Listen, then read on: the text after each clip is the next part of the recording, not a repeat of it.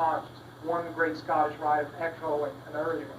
Robert Louis Stevenson says, under the wide and starry sky, dig the grave and let me lie. This be the grave, this be the verse he graved for me. Here he lies where he longed to be. Home is the sailor, home from the sea, and the hunter, home from the hills. Great. I get the goosebumps just hearing it. But do you hear the echo of Robert Burns? That is, the soldier from the war returns, the sailor from the main. The sailor is home. The sailor is home from the sea, and the hunter home from the hills. It's, as I say, one great Scottish writer echoing another. The next one I've already sort of introduced you to a little prematurely. That is to say, one of the great love songs in the English language, although in the Scottish dialect of the English language. But this, of course, is famous one. You remember I sang a bit of it for you, so I'll spare you another rendition of that. But it is important to realize that every one of these songs was, in fact, written to be sung, and they all are. There are tunes for every one of them. Burns did that on purpose. That is, he found Scottish folk tunes and then wrote words to fit them. This, of course, is one of the most famous. Ye flowery banks of bonny Doon, how can ye bloom so fair? How can ye chant, ye little birds, and I so full care? Thou break my heart, thou bonny bird, that sings upon the bough. Thou minds me of the happy days when my false love was free. There you have, there's the heartbreak again. Why did the singing of the bird break his heart? It reminds him, doesn't it, of when his false love was true. Thou break my heart, thou bonny bird, that sings beside thy mate. For saw I sat, and saw I sang, and wist not o' my fate. Aft ha rove the bonny Doon, to see the woodbine twine, and ilka bird, that is every bird, sang of its love, and saw did I o' mine. With a lightsome heart I pulled the rose fra off its thorny tree, and my false love stole my rose, and left the thorn with me. Again, I hope I don't know what to say about that, really. I could, there are things a literary critic or a scholar can say, but it sort of leaves you speechless. I mean, if you can write like that, it's just a sort of purity of lyric expression that really doesn't, it really is even outside, you might say, the whole historical movement we're talking about here, because it's something that just blooms in Scotland for a brief time at the end of the 18th century and really doesn't have much in the way. It doesn't have a great influence on Romanticism, but it's so pure of its kind. The last lyric here by Robert Burns is Burns' version of A Bridge Over Troubled Waters, I think, when you say. That is, oh, wert thou in the cold blast, on yonder lee, my plaidie to the angry earth. No Scottish group of songs is going to be complete without a plaidie.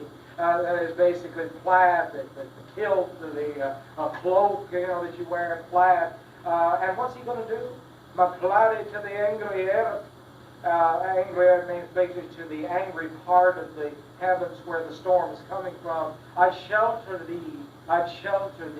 For did misfortunes, bitter storms, around the blaw, thy beard would be my bosom, to share it all.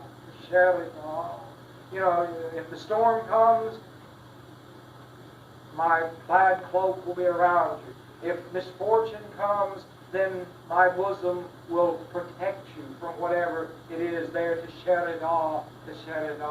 Oh, were I in the wildest waste, so black and bare, the desert were a paradise if thou wert there. Again, what does one say about such poetry as that? I may be in a desert, but if you're there, it's paradise to me. Oh, what a monarch of the globe, with thee to reign, The brightest jewel in my crown would be my queen. Would be my queen. Yeah, again, this is one of the great love poets of the world. You know, he really is. And there's a kind of perfection and directness and immediacy that really makes him, I think, a unique figure in the history of English literature. But what William Blake does is he combines a great lyric power, and he really does have great lyric power, with an immensely original and powerful and profound vision of the world that is highly unique. I mean, it's absolutely, I think it's fair to say, unique. Burns was separated from the main direction of English literary history by his remoteness, his peasantness, that is being a peasant, and his Scottishness. Blake was separated from the main direction of English literature by the absolute originality of his mind, and also by the fact that he too came from the lower classes. He was not educated any more than Burns was, in a classical way or an ordinary way. He did not go to great schools. He did not go to a university. He was trained as what we would call today a commercial artist. That is, he was trained as an engraver. And he was a very good engraver. And it would turn out that he was not only a good technician as an engraver, but he was in fact one of the great visionary visual artists in the history of world painting, in the history of world visual arts. It is rare, of course, for someone to be a major poet and to be a major visual artist, but it doesn't happen very often at all. I doubt it has ever happened before to quite the splendid extent it does in the case of William Blake. And of course, as William Blake developed, and as I already mentioned, I said this the first day, he was a kind of child prodigy. Even though he was not formally educated, he picked up everything. He read things for himself, just like Robert Burns did. He developed very quickly as an artist in his training. And by the time he was a teenager, he was really writing poems that were highly original, were highly interesting. Not everyone saw that. In fact, he was so far ahead of his time that most people didn't recognize him at all. Even after he had published, if that's the right word for it, Songs of Innocence and Experience, tell why I say if that's the right word for it at the moment. But after he had produced that in its combined form in 1794, a few people here and there took an interest in it because they recognized, for instance, Charles Lamb, great essayist of this period, read Tiger, Tiger, burning bright in the forests of the night, than which it'd be hard to find a finer short lyric. And Charles Lamb, with his usual good taste, read it and said, I don't know anything about this Blake, but the man's a genius.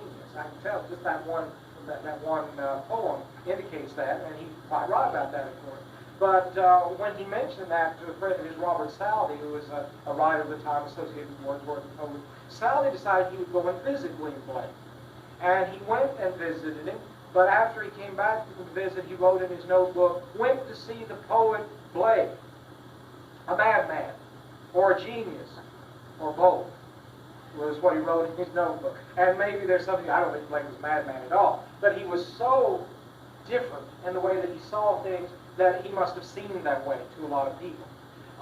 Blake did not accept the sort of 18th century rational, Newtonian, Lockean view of the world, Lockean in the sense of common sense and Newtonian in the sense of scientific at all.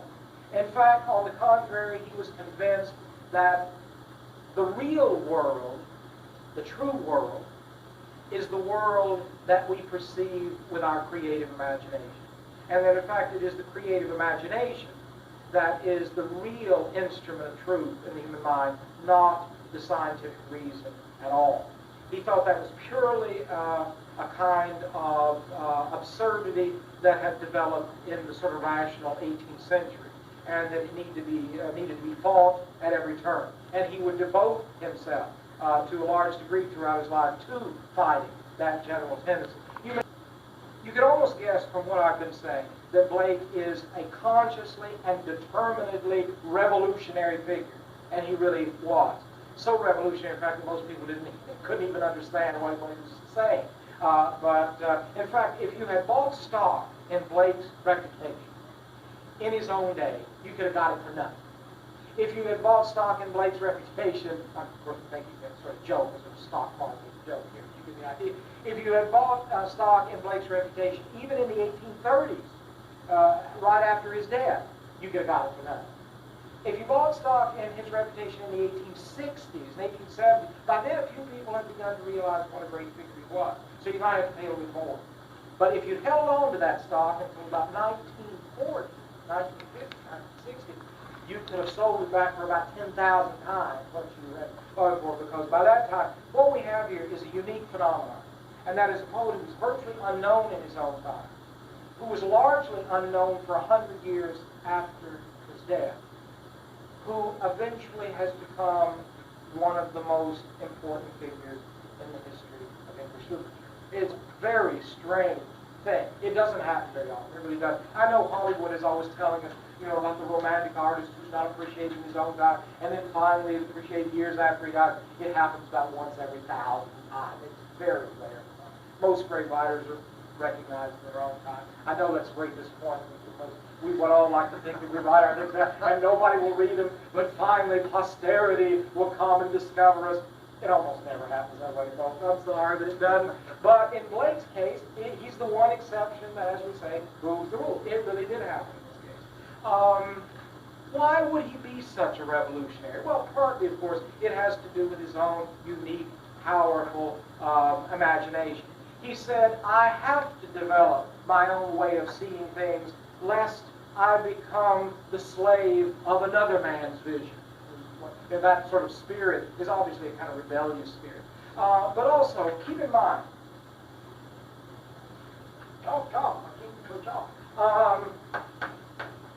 Blake produced the Songs of Innocence and Experience, his great masterpiece, I think it's very fair to say, along the way, between the years 1789, where the first version of the Songs of Innocence came out, and 1794, where the combined Songs of Innocence and Experience came out.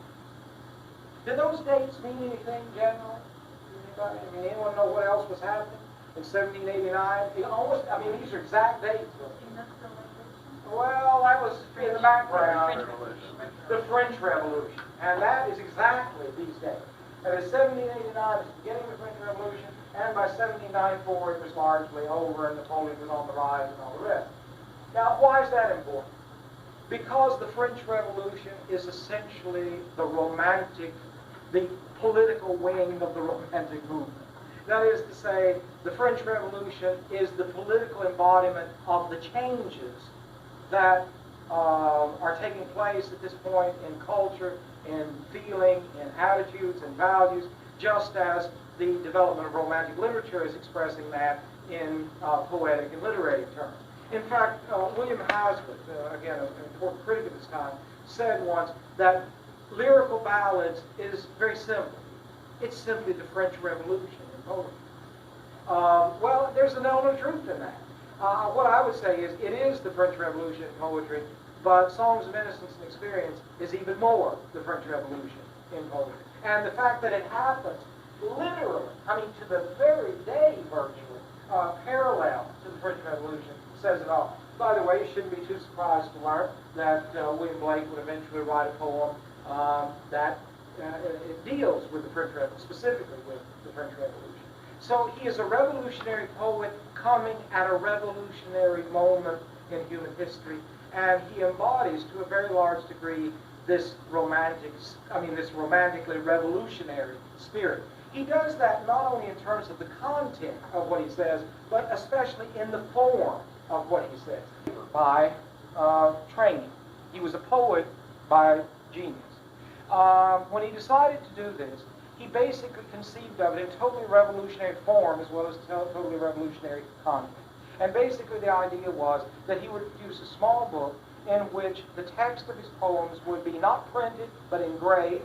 We talked about that process. He would write it on a copper plate. He would put a covering over it. He would dip it in acid. He would produce the plate, then produce the page. Then he and his wife, Catherine Butcher, would hand color every single copy of every single plate. Now, this is not about lithography or something. There wasn't no lithography in 1789 or 1794. It wouldn't come along for much longer than that. And so every single copy of this has a different coloring and a different way of looking at things.